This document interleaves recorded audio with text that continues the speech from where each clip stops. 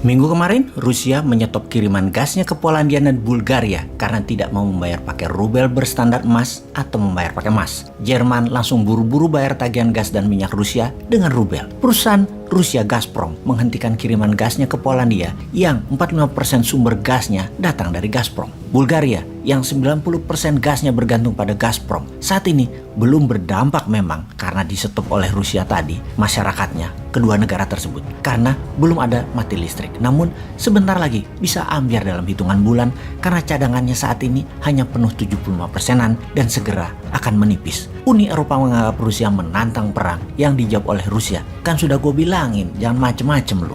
We warned you already. Kita semua tahu sejak sebulan yang lalu Putin membuat keputusan semua produk Rusia dibayar pakai rubel. Kirill Petrov, Perdana Menteri Bulgaria, kesal dan menganggap pihak Rusia melanggar kontrak jual beli gas tersebut. Namun Putin tidak peduli. Kita juga tahu minyak bumi dan gas tidak mudah digantikan dengan seketika. Dibandingkan di rumah misalnya, ketika sambal botolan di rumah habis, kita bisa ganti dengan sambal ulek, sambal mata, sambal dadak yang dibuat dengan segera. Menggantikan sumbernya untuk gas dan minyak bumi, Anda harus menyiapkan jalur pipa baru, jalur distribusi baru, perlu tahunan membangunnya. Kita kembali ke Rusia yang memaksa menggunakan emas atau rubel berpatokan emas. Ini mengingatkan satu hal lagi tentang kekuatan tawar dolar yang ditantang rubel dan emas. Membuat otak liar kita yang merasakan ketidakadilan dolar mulai mendidih. Apa kita juga harus pakai emas? Bagaimana sebelum kita putuskan kita membahas sejarah uang dan sejarah emas sebagai alat bayar? Transaksi alat bayar di awalnya menggunakan sistem barter, di mana barang ditukar barang tercatat dalam sejarah pertamanya di daerah Mesopotamia hingga masa kejayaan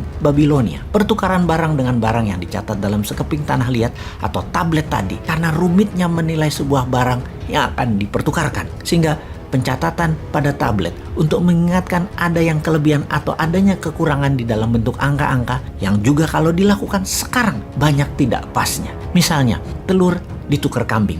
1000 telur misalnya, nilai 1 kambing. Sementara yang punya telur hanya perlu sebagian daging kambing. Pada saat itu kerumitan ribuan tahun transaksi terpecahkan dengan disederhanakan catatan bayar di tablet tadi digantikan dengan benda netral bernilai tinggi, yaitu dengan menggunakan kesepakatan bayar menggunakan emas. Awalnya itu di zaman Yunani, sekitar 700 tahun sebelum Masehi, alias dunia selama 2000 tahunan sebelum koin emas dipakai sebagai alat tukar kepercayaan transaksi, masih menggunakan barter yang dicatat di tablet. Dengan adanya koin emas berbagai ukuran, maka kehadiran pencatatan dalam tablet menjadi tidak diperlukan lagi. Setelah jual beli bayar pakai koin emas, putus sudah hubungan dagangnya. Koin emas juga disebut fungible karena bisa menjadi alat tukar barang apapun karena kesamaan nilai. Fast forward ke abad 14 di mana kertas dipergunakan sebagai alat bayar yang lebih ringan dan lebih rinci nilainya. Sebentar kita break dulu di sini. Kita bahas uang kertas yang ringan dan rinci ini ternyata mempercepat jalannya pertukaran barang dan mempercepat pertumbuhan ekonomi di sebuah wilayah.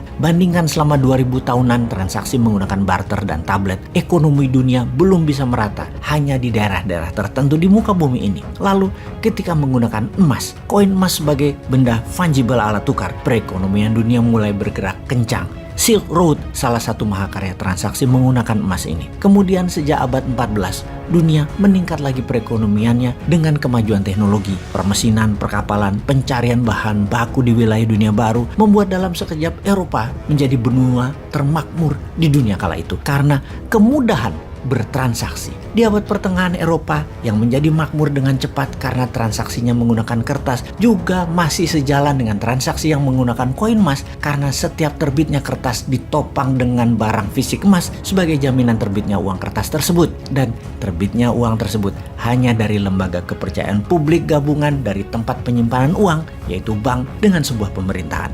Untuk itu, akhirnya dipertemukanlah standar emas untuk menopang nilai uang kertas atau fiat money, di mana Inggris di tahun 1821 adalah negara pertama yang menggunakannya, dan sejak saat itu pound sterling menjadi mata uang dunia. Karena mayoritas transaksi perdagangan di seluruh dunia pada saat itu terbanyak adalah bermuara di kerajaan Inggris yang koloninya ada di seputaran bumi. Kemudian pada tahun 1971 Amerika dengan dolarnya yang mulai menguasai 65% perdagangan dunia meniadakan konvertibilitas emas terhadap dolar atau emas tidak lagi menjadi jaminan terbitnya fiat money dolar.